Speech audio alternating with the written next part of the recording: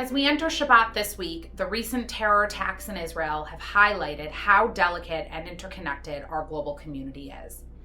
Among the 11 victims were an Israeli Druze policeman trying to keep the peace, a father pushing his baby son's stroller, a businessman running an errand, and 2 Ukrainians chatting, all murdered by terrorism.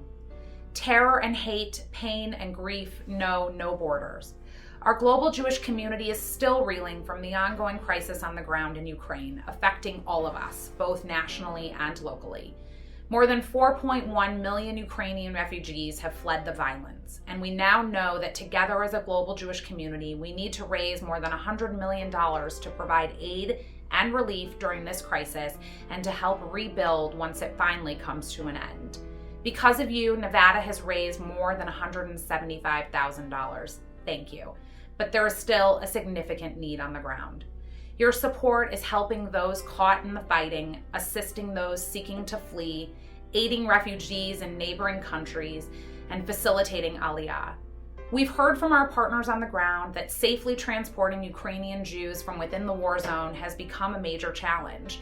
Humanitarian corridors are only open for short periods, public transportation is limited, and gas is not always available.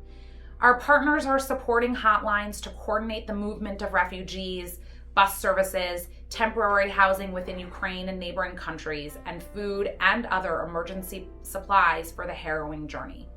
While many thousands of Jewish refugees and millions of non-Jews have fled Ukraine and crossed into Poland, Slovakia, Hungary, Romania, and Moldova, we know that based on President Biden's recent announcement, the United States will soon be receiving 100,000 Ukrainian refugees. At Jewish Nevada, we've already been hearing from some of those recent arrivals about their needs for support. We thank you for your continued support and generosity. We must stand strong, even in the face of unimaginable sorrow.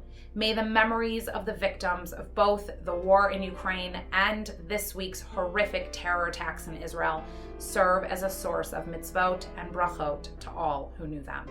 I wish you and your families a safe and peaceful Shabbat. Shabbat Shalom.